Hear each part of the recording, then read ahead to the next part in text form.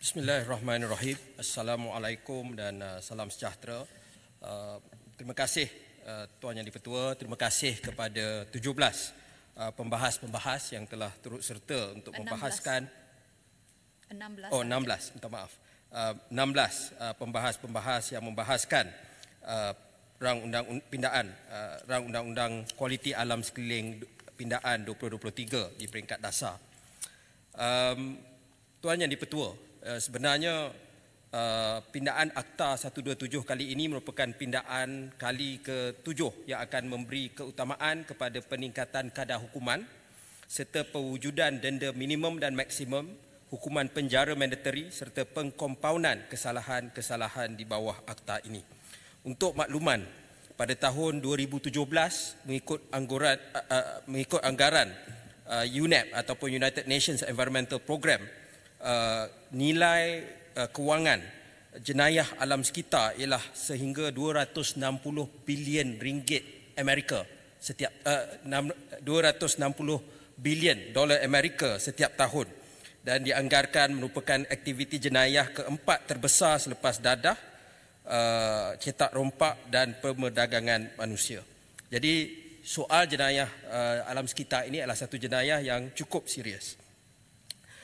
Dan sebagai makluman juga, walaupun sebelum ini kita belum lagi meminda undang-undang ini, sebenarnya kita telah dapat melihat keberkesanan penguatkuasa di peringkat Jabatan Alam Sekitar. Kalau tahun 2016 ada 2020 kompaun yang telah dikeluarkan dan kutipan dia mencecah lebih 2.2 juta ringgit. 2017 kompaun keluar, kutipan 3.17 juta ringgit. 2018 2297 kompaun keluar, 2297 kompaun keluar dan kutipan 2.5 juta ringgit. 2019 4247, satu peningkatan ketara dengan jumlah kutipan kompaun 5.6 juta ringgit. 2020 10,222 kompaun keluar dan jumlah kutipan 12.5 juta ringgit, paling tinggi dalam rekod yang kita ada. Dan 2021 8,766 kompaun keluar, 10.2 juta ringgit jumlah kompaun. Ya, jadi walaupun dalam kerangka perundangan yang ada sebelum ini, kita telah meningkatkan jumlah kompaun yang telah dikutip. Yang Berhormat Gopeng ada bertanya tentang soal fasiliti dan tenaga penguatkuasa yang tidak mencukupi dan juga dibangkitkan oleh Yang Berhormat Bentong dan Besut. Kita mengakui, ya, memang bagi perkara ini masih boleh diperbaiki lagi daripada segi fasiliti dan juga daripada segi penguatkuasaan. Dan keadaan pencemaran semasa juga semakin kompleks. Permohonan belanjawan bagi menaik taraf peralatan sentiasa dipohon oleh Jabatan Alam Sekitar dan juga termasuk juga jumlah perjawatan, ya, untuk ditambah. Dan kita juga sedang meneliti keperluan pertambahan perjawatan bagi mewujudkan pejabat JAS di setiap daerah, ya, dan kita akan dalam perbincangan kita dengan Kementerian Kewangan dan juga dengan pihak JPA misalnya, kita akan tunjuk keberkesanan yang saya sebut tadi, bagaimana mereka melakukan kerja untuk menjadi salah satu justifikasi untuk kita tingkatkan fasiliti dan juga untuk tingkatkan pejawatan. Dan Yang Berhormat Gopeng bertanya tentang sama ada cukup atau tidak kelengkapan dan peralatan semasa.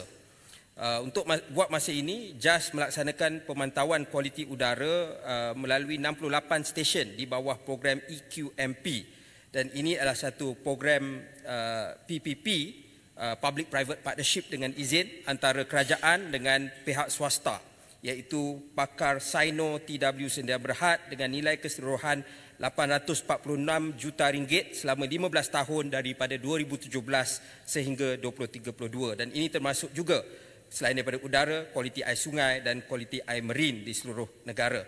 Dan kita akan terus memperkasakan EQMP dengan menambah baik beberapa aspek program tersebut.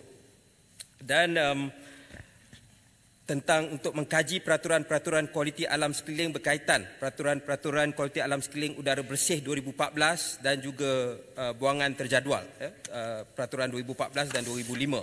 JAS telah melaksanakan kajian penetapan kadar caj alam sekitar lesen pelanggaran pengeluaran benda asing udara. Hasil kajian ini antara lain jadikan asas bagi semakan semula peraturan-peraturan kualiti alam sekeliling udara bersih 2014 yang telah dilaksanakan sejak 2021. Dengan mengambil kira perkembangan industri dan teknologi baru, peraturan ini sedang disemak semula dan antara lain melibatkan penelitian semula nilai batas pelepasan, tambahan parameter baru dan juga elemen baru termasuk kompaun dan charge alam sekitar. JAS juga sedang melaksanakan semakan semula dan pindaan terhadap peraturan-peraturan kualiti alam sekeliling buangan terjadual 2005. Dan ini ialah selaras dengan apa yang kita sebut untuk pindaan Akta 127. Akta ini untuk fasa kedua. Ya, ini yang kita buat hari ini ialah fasa pertama. Yang Mohd Kuala Nerus menyebut tentang pencemaran air sumber minuman akibat pelombongan pertanian dan pasir dan dikaitkan dengan menyebabkan tarif air dinaikkan. Ya, saya rasa ini sebenarnya dua perkara yang berbeza. Ya, sebab waktu kita buat tarif setting mechanism itu saya masih lagi menjaga air, tanggungjawab terhadap isu air dan banyak soal-soal lain juga yang perlu diambil kira untuk penetapan tarif air yang ada tidak naik sehingga 40 tahun ya, untuk negeri-negeri tertentu. Jadi itu yang menjadi perkiraan. Sememangnya di peringkat JAS semua pemantauan dibuat di bawah EQMP ya. Apa yang saya maksudkan ialah kalau sekiranya sumber air tidak dijaga, satu masa kos rawatan air itu akan meningkat. Maka itu akan efeknya akan menyebabkan syarikat pembebasan air akan naik tarikh air. Jadi kita selalu menjaga supaya mencegah kemungkinan yang akan berlaku pada rakyat. Itu yang saya maksudkan. Terima kasih. Ya, saya faham. Memang saya faham maksud Yang Berhormat tadi. Jadi yang saya kata dalam untuk membersihkan air ni ada bahan-bahan yang tetap kena digunakan.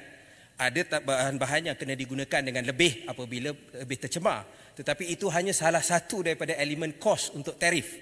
Dia ada juga elemen bekalan elektrik, ada juga elemen kos pemprosesan dan sebagainya. Yang itu yang juga kena diambil kira.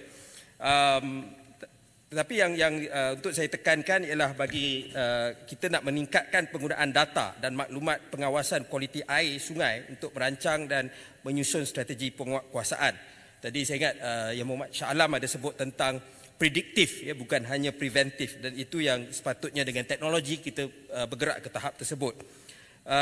Dan salah satu lagi elemen ialah memang ia memerlukan satu kerjasama yang baik di antara Jabatan Alam Sekitar, di antara pihak berkuasa negeri dan juga dengan pihak berkuasa tempatan. Jadi ini juga kadang-kadang ya, sebab di peringkat Jabatan Alam Sekitar dalam soal sungai ini mereka hanya melihat dari aspek pencemaran. Tapi kawal selia dan sebagainya tidak jatuh di bawah kuasa Jabatan Alam Sekitar. Jadi ini sebab itu kita cuba untuk melakukan tindakan secara bersepadu.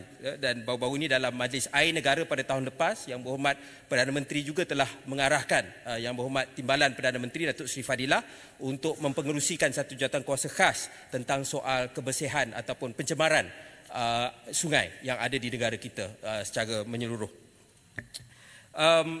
Tentang soal, kita tidak nafikan bahawa tentang aspek betul denda dan hukuman dinaikkan, tetapi akan ada mereka yang tetap tidak serik melakukan kesalahan. Dan itu kita sedari, ya, dan selain daripada meningkatkan penguatkuasaan di peringkat kerajaan, kita juga membuat program libat urus dan juga SEPA, ya, Communication, Education and Public Awareness, untuk mendidik rakyat tentang pemeliharaan alam sekitar ini. Dan Yang Berhormat Kuala Nerus juga bertanya tentang pindaan Seksyen 2. Siapakah yang akan dikenakan hukuman sekiranya individu melakukan pembakaran terbuka di atas tanah bukan milik sendiri? Adakah pelaku ataupun tuan tanah? Dan jika di tanah milik kerajaan atau agensi kerajaan, siapa yang bertanggungjawab? Dan begitu juga dengan kebakaran yang berlaku akibat cuaca panas. Ya. Kalau kita ikut Seksyen 29A Akta 127, ia telah memperuntukkan bahawa larangan atas pembakaran terbuka adalah terletak ke atas mana-mana orang atau mana-mana pihak yang membenarkan atau menyebabkan pembakaran terbuka di mana-mana premis, tidak kira di atas tanah milik sendiri, orang lain atau tanah milik kerajaan.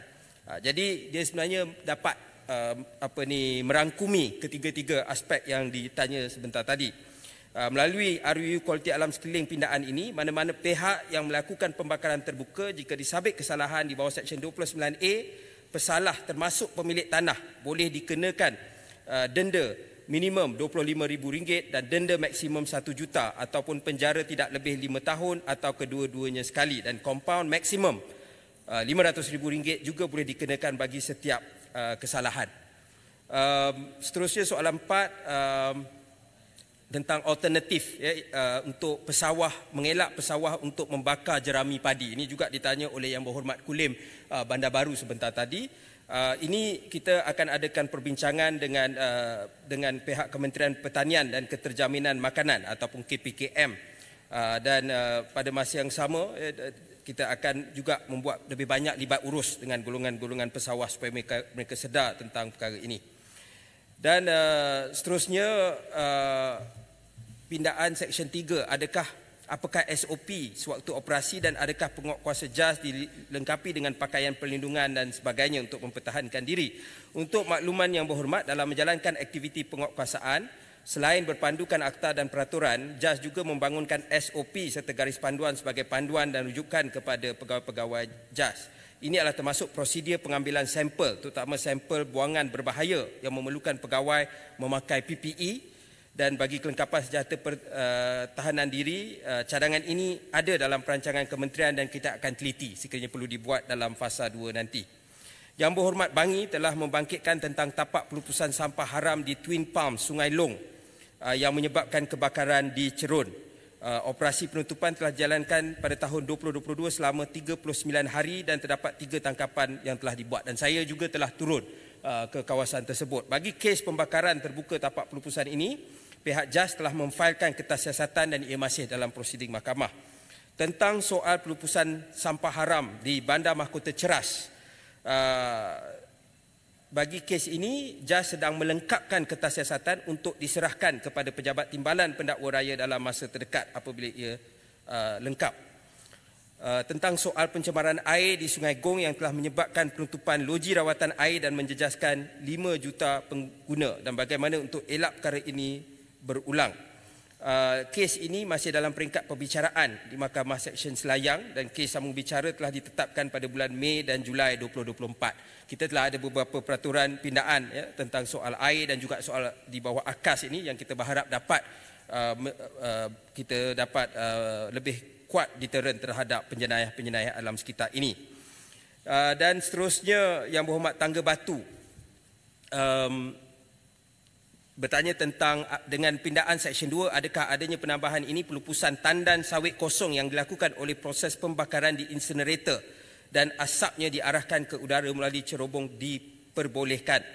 Untuk makluman, pelupusan tandan sawit kosong melalui insinerator adalah tertakluk kepada peraturan-peraturan kualiti alam sekeliling udara bersih 2014, dan semua pembinaan insinerator bagi tujuan pembakaran tandan sawit kosong hendaklah tersedia bersama alat kawalan pencemaran udara. Ini antara syarat yang telah diletak dan ada threshold ataupun nilai batas yang ditetapkan di bawah peraturan ini. Seterusnya ditanya tentang projek penambakan pantai di Melaka. Untuk makluman, projek ini melibatkan pelbagai kelulusan projek tambakan laut dengan penggerak projek yang berbeza-beza dan semua mengemukakan laporan EIA masing-masing. Dalam hal ini, kita merasakan bahawa laporan EIA yang berasingan bagi setiap projek di Melaka ini tidak akan dapat menilai kesan keseluruhan pembangunan, dan kita lebih menggalakkan selepas ini bergerak ke depan satu kajian EIA yang makro dan komprehensif untuk melihat keseluruhan impak-impak projek penambakan yang berlaku di negeri Melaka. Dan seterusnya yang ditanya juga tentang garis panduan EIA hendaklah dipertingkatkan agar boleh diperkuatkuasakan secara telus seperti melantik perunding hendak di bawah JAS dan juga supaya boleh diakses dan diubah suai kaedah pameran awam. Kita menyambut baik tentang perkara ini dan kita akan lihat dalam fasa 2 tentang perkara tersebut. Dan seterusnya tentang cadangan penubuhan dana untuk tujuan pemulihan alam sekitar. Di bawah Seksyen 36E berkaitan dengan tujuan penggunaan di bawah kumpulan wang alam sekeliling boleh digunakan untuk memulihkan, menghilangkan, menyuraikan, mengurangkan, memusnahkan, membersihkan, melupuskan ataupun mengurangkan pencemaran. Seterusnya Yang Berhormat Bentong bercakap tentang Yang Mak Menteri minta sikit-sikit. Ya. Tadi saya ada bagikan isu sekarang ni tengah hangat di Tanjung Keling. Di di mana ada sebuah syarikat mengeksport kernel shell tapi diletakkan di tempat yang terbuka hingga melakukan pencemaran bau dan abuk kepada masyarakat. Benda ni dah berlarutan tapi tak ada penyelesaian. Minta pandangan daripada Yang Berhormat Menteri. Terima kasih Yang Berhormat. Kalau boleh diberi butiran alamat dan syarikat tersebut kepada pihak pejabat saya dan kita akan terus turun ke kawasan tersebut. Ya. Terima kasih Yang Berhormat. Seterusnya Yang Berhormat Bentong bertanya tentang Seksyen 16 dan 18 pelanggaran syarat lesen, jumlah syarikat dan individu yang melanggar dan jumlah dakwaan, jumlah kilang yang digantung lesen dan dibenarkan beroperasi semula. Statistik menunjukkan kes yang disabitkan di mahkamah pada tahun 2019 berjumlah 289 kes. Ia telah meningkat kepada 409 kes pada tahun 2023. Sepanjang 2019 hingga tahun 2023 sebanyak 82 premis telah digantung lesen. Seterusnya ditanya tentang Yang Berhormat Bagan Serai membangkitkan tentang kes tambakan laut Penang South Reclamation Project yang menyebabkan tapak projek dipenuhi selut dan menjaskan nelayan. Apakah tindakan kita?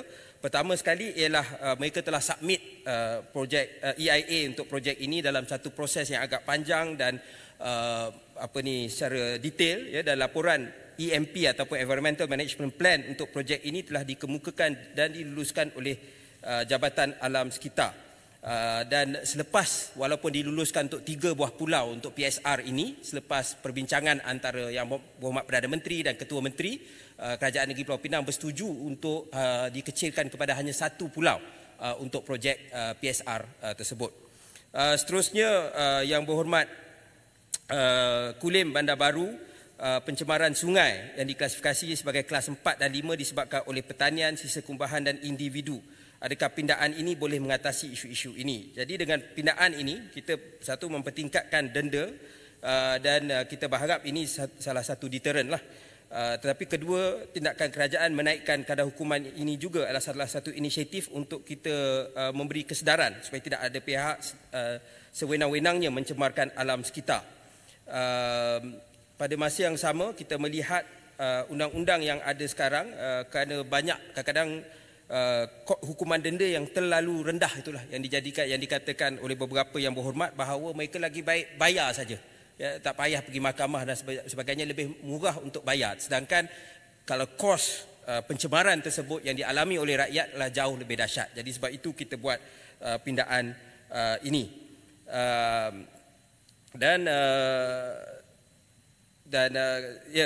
Yang Berhormat juga telah memberikan kredit tentang soal baju seragam, dan bagi kita ini satu benda yang akan menaikkan semangat penguatkuasa kita di bawah.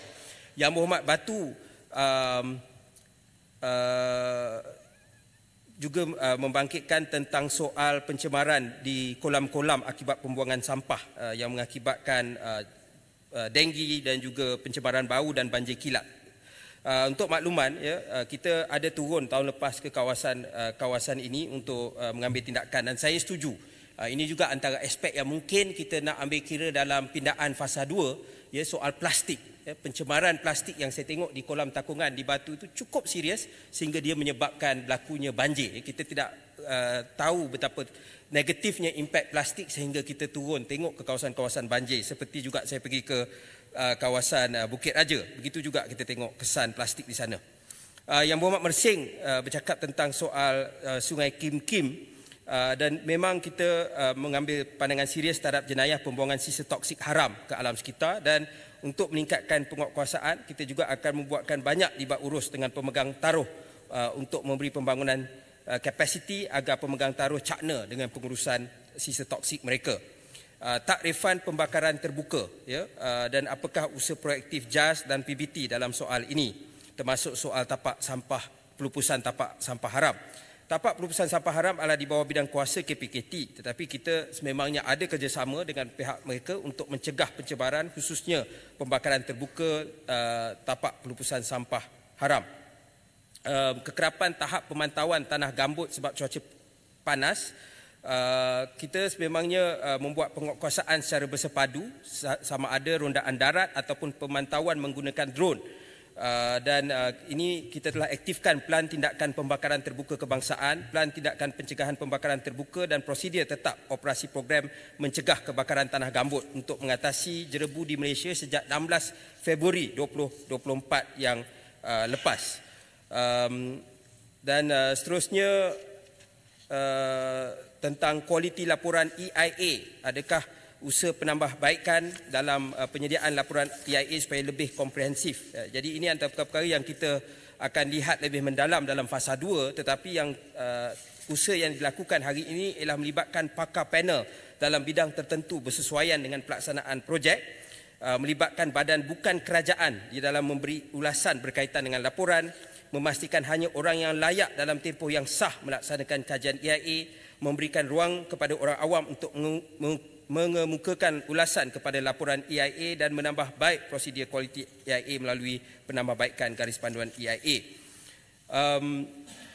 Yang Berhormat Shah Alam bercakap tentang soal sampah yang menimbun di dalam sungai, dan saya juga ada turun di Sungai Kelang untuk melihat interceptor tersebut. Dan untuk makluman, di peringkat kerajaan kita sudah memperluaskan kerjasama dengan Ocean Clean Up, NGO yang menjalankan interceptor ini untuk diperluaskan ke seluruh negara. Tahun lepas kita telah sign satu MOA dengan mereka yang kita akan perluaskan operasi interceptor.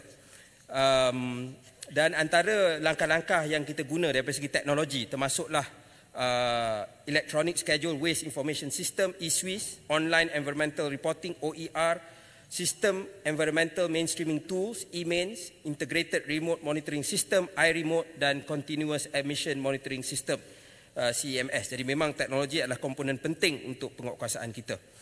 Yang Berhormat Kapar ada bertanya tentang istilah mana-mana orang di bawah 30A dan juga 31A.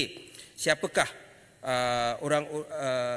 siapakah mana-mana orang, adakah syarikat, tuan punya premis ataupun pekerja B40. Dalam keadaan ini mana-mana orang yang dimaksudkan termasuklah pengarah-pengarah syarikat, pemilik atau orang yang memberikan arahan kepada pelaku bergantung kepada keadaan dan keterangan setiap kes.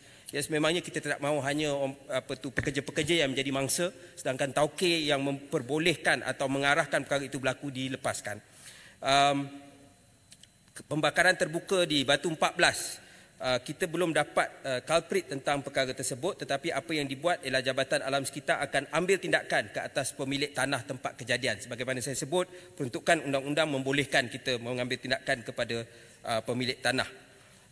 Dan tentang soal kilang haram di Kapar, saya pun ada turun bersama Yang Berhormat Kapar untuk menangani isu ini.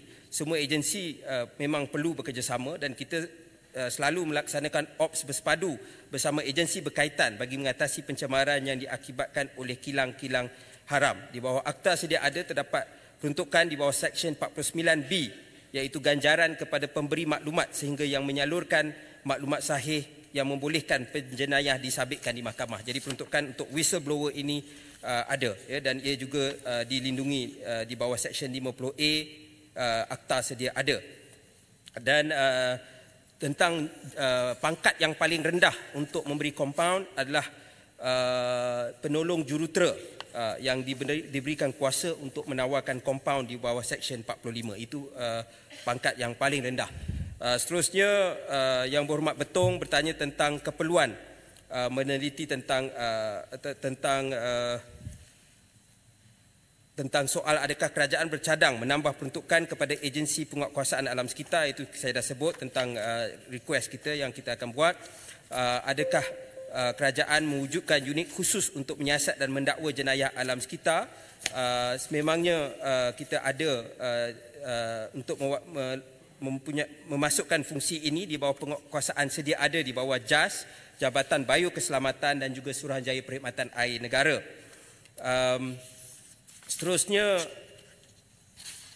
tentang melibatkan penyertaan orang awam dalam membuat keputusan berkaitan alam sekitar. Sedikit lagi Yang Berhormat, dalam aspek perancangan pembangunan melalui EIA, sebagaimana kita tahu ada aspek pameran awam dan ulasan awam.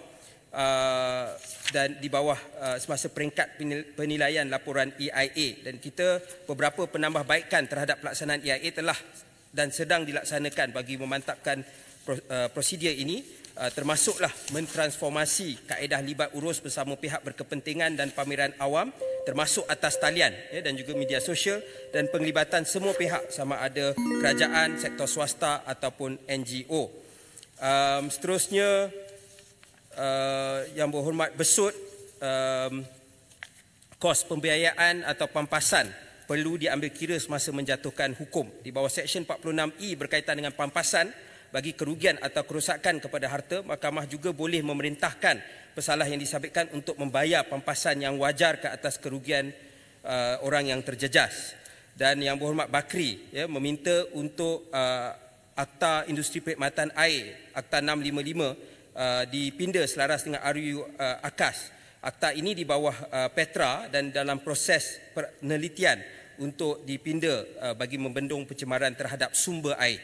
Seterusnya, tindakan peningkatan hukuman pembakaran terbuka tidak guna tanpa ada penguatkuasaan, dan ini memang saya setuju, sebab itu kita berhasrat, kita tahu elemen penguatkuasaan itu sangat penting. Dan akhir sekali, Yang Berhormat Tuan Yang Di-Pertua, tentang soal RUU pencemaran jerebu rentas sempadan. Kita telah adakan town hall pada hujung tahun lepas untuk dapat pandangan daripada ahli-ahli parlimen, daripada agensi-agensi kerajaan, badan bukan kerajaan, pihak korporat tentang soal bagaimana strategi terbaik mengatasi jerebu rentas sempadan.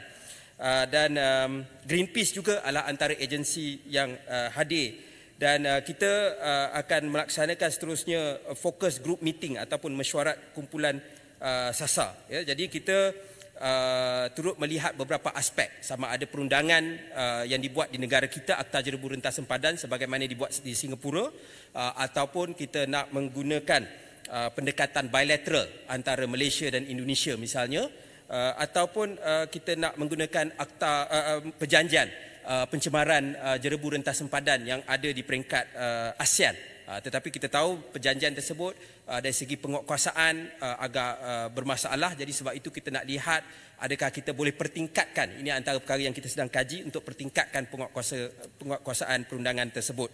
Jadi sebagaimana saya katakan, kita juga telah adakan kerjasama dengan Kementerian Perdagangan dan Komoditi untuk melihat pendekatan-pendekatan terbaik untuk dimainkan oleh syarikat-syarikat perdagangan yang beroperasi di sana dalam soal untuk atasi kebakaran ladang, tanah gambut dan jerebu di sana. Tentang persoalan last sekali, mungkin saya nak, sebab yang lain telah dijawab, yang dibangkitkan oleh Yang Berhormat Kuala Langat adakah longgokan e-waste yang terbakar termasuk dalam takrifan Seksyen 29A3. Ya, kalau ikut takrifan ni dia sememangnya termasuk di bawah 29A3. Dan tentang yang lain saya akan beri secara, ada beberapa soalan tentang kawasan dan sebagainya, saya akan jawab secara bertulis kepada Yang Berhormat. Demikian, dan saya berharap kepada semua Yang Berhormat, saya ucapkan terima kasih. Saya tengok ada sokongan yang kuat daripada kedua-dua belah pihak untuk makluman kenapa undang-undang ini tidak dilepaskan sebelum ini, ialah kerana pembubaran parlimen.